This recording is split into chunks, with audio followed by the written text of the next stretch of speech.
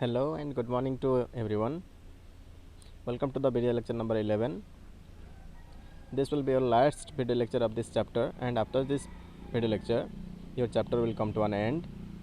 And so it is a request again to all of you, please go through all the video lectures. If you have not seen, if you have not gone through these video lecture, have a proper note, study them properly, so that it will be useful to you in your exam time and throughout your career. Please go through the video lectures. So without doing late, as always, let's get started. So in this video lecture I am going to discuss two new concepts, or a single concept, that is your photosensitizer, and I will do certain problems based upon RNS equation. Only 1 to 2 problems are there on RNS equation. So I have a request to all of you, please go through your textbook, have some other examples. If you can't do exercise problems, please go through the examples, do the examples of RNS equations, kinetics examples, first order, zero order examples, and other examples as well that are based on your threshold energy, activation energy, order, molecular T, etc. Please go through the examples at least. So without doing late, let's get started. Photosensitizer.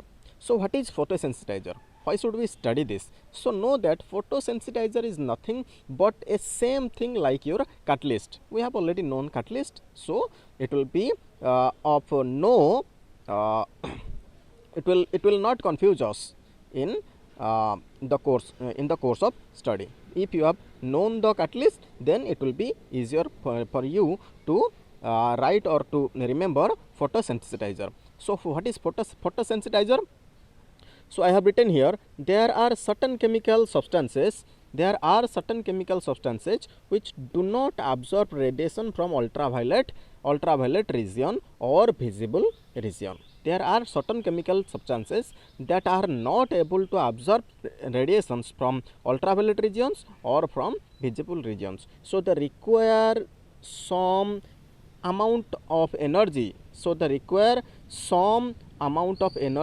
Or some donor atoms or photosensitizers. Photosensitizers are nothing but donors that can donate the amount of energy that they require, that the chemical substance required for the absorption of radiation. After absorbing the radiation, how can the chemical substance will absorb the radiation? They will absorb the radiation from the photosensitizers. The photosensitizers can activate or excited, photosensitizer can make activated or excited the chemical substance or the reactant, and the excited photosensitizer or donor atom donates its energy to the reactant. The excited photosensitizer will donate its extra energy to the other chemical substance that have to be excited, or that has to be some extra amount of energy, so that it will form the product, and itself gets deactivated like your catalyst itself participated in the reaction, change the rate of the chemical reaction, but at the end of the reaction it will not be affected.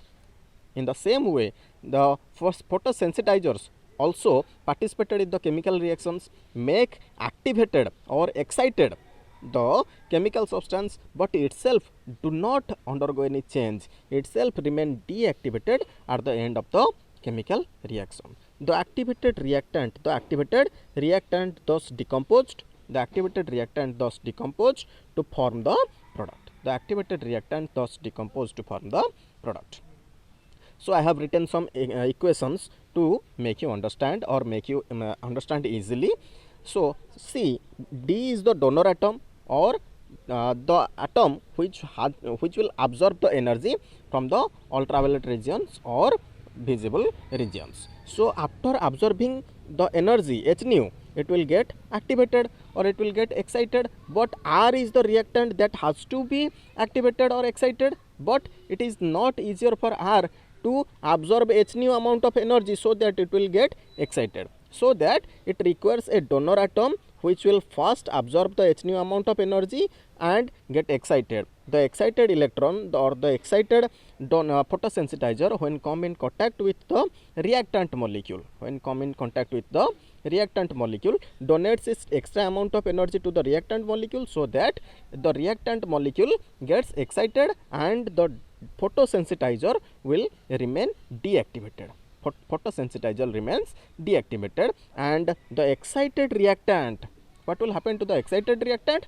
It will finally decompose to the product. Clear? Got my point? Very easy. There is nothing to worry about photosensitizer. So now, in other words, photosensitizers are chemical substances which absorbs energy from the ultraviolet region. I have already told you, like your catalyst.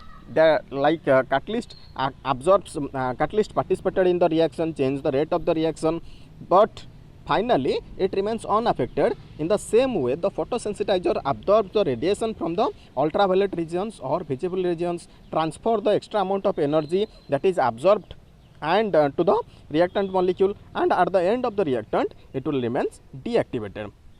So I have written the same thing over here. So in other words, the photosensitizers are chemical substances which absorbs energy from ultraviolet regions and participate in the chemical reaction, change the rate of chemical reaction, but it itself does not undergo any change at the rate of a chemical reaction. In order to make you understand, I have taken some examples also. For example, in the photosynthesis of plant, chlorophyll, the green pigment which is responsible for making the food to the plant, a green pigment present on the leaves of the plant act as a photosensitizer. So when carbon dioxide from the atmosphere comes in contact with water that is absorbed by the root of the tree or plant in presence of chlorophyll and H nu, in this case chlorophyll acts as a photosensitizer, whose presence is essential to make food or glucose or fructose to plant, and if there is no chlorophyll, there will be no food at all. Clear? Got my point? Very good. So this is all about photosensitizer, very easy. So you have to simply remember these video lectures to understand these video lectures, to view these video lectures one or two times, understand, make a suitable note, and go through the note and practice this note, so that it will help you in future. So now moving on to the next concept, problems based on Arrhenius equation. I have written 1 to 2 problems based on Arrhenius equation. So the first question is the rate constant for second order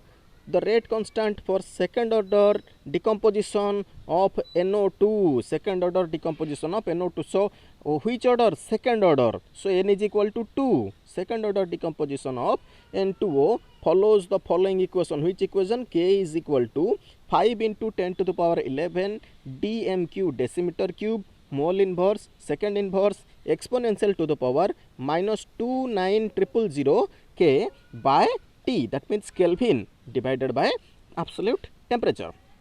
Calculate the activation energy. We have to calculate the activation energy. Very easy. Simply given K is equal to 5 into 10 to the power 11 dmq mole inverse second inverse into exponential to the power minus 29000 K by T. But from Arrhenius equation we have known that K is equal to A exponential or e to the power minus EA by RT. You have to remember this formula. Always remember this formula. K is equal to A to the power minus EA by RT.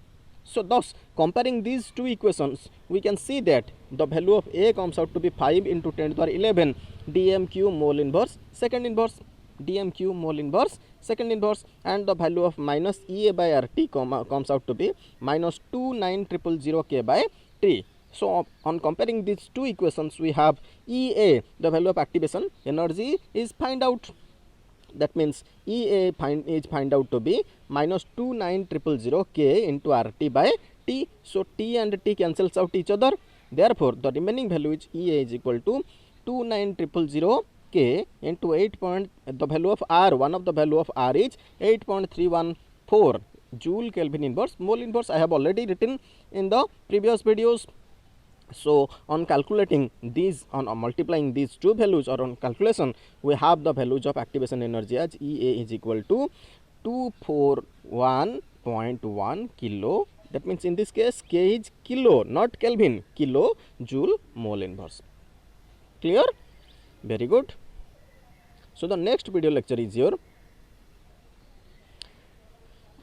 the next question is your the rate constant for first order decomposition. In this case the order of reaction is first order decomposition of ethylene oxide into methane and carbon monoxide follows the equation log K, the value of K is given in second inverse is equal to 14.34 minus 1.25 into 10 to the power 4 Kelvin by T. Calculate, it has been asked over here to calculate the activation energy of the reaction, the rate constant at 700 Kelvin, and the frequency factor A, or it is also called RNS factor or pre-exponential factor. So we have to calculate these three factors or three things from this question.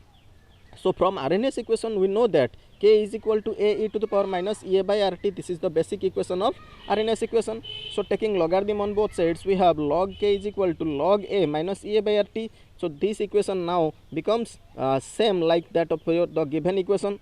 So on it has been given log K is equal to minus 14.34 minus 1.25 into 10 to the power 4 K by T. So on comparing these two equations, we have